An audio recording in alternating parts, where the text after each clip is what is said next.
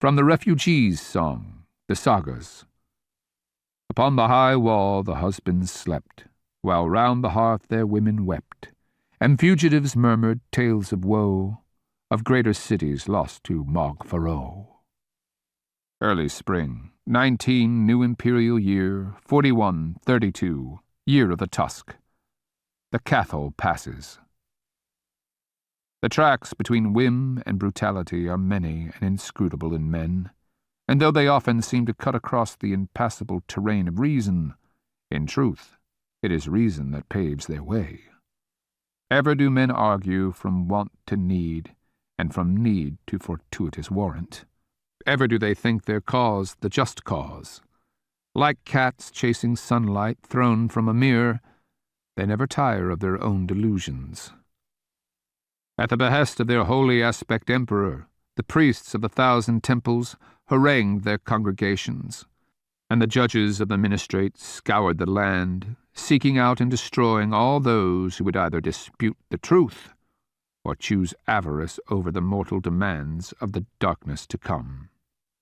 Everyone, whether caste slave or caste noble, was taught the great chain of missions, how the words and works of each made possible the words and works of the other. They learned how men, all men, warred all the time, whether tilling fields or loving their kin. All lives, no matter how humble, were links that either fortified the great chain or impaired it, leading to the first ring, the link from which the world itself hung. The holy war against the apocalyptic designs of the consort. Or so it came to be called. The Great Ordeal. Never, not even in the days of far antiquity, had the world seen the assembly of such a host. 10 years were devoted to its preparation. To prevent the resurrection of the no-god, they had to destroy his foul slaves, the consort, and to destroy them, they had to march the length of Iarwa, from the northern frontiers of the new empire, across the shrank-infested wilds of the ancient north, all the way to their stronghold, Golgotterath, which the non-men had called Minoroicus in days long dead, the pit of obscenities. It was a mad endeavor. Only children and fools who confused tales of war with war itself could think the task simple. For them, war was battle, and they always squinted in surprise when veterans spoke of latrines and cannibalism and gangrenous feet and so on. Even the most illustrious knights required food, as did the horses they rode, as did the pack mules that carried the food, as did the slaves who served it. Food was required to transport food. The problem was as simple as this.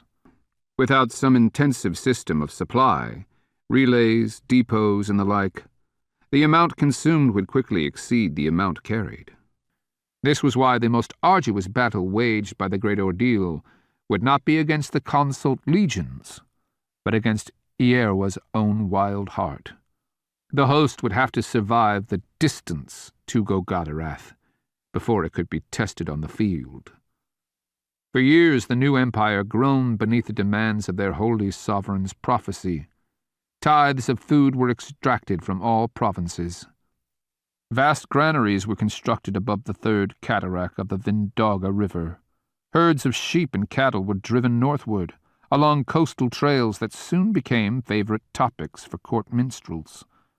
In the home city, mathematicians scribbled indentures, summons, requisitions, and kings and judges seized what was needed in faraway lands.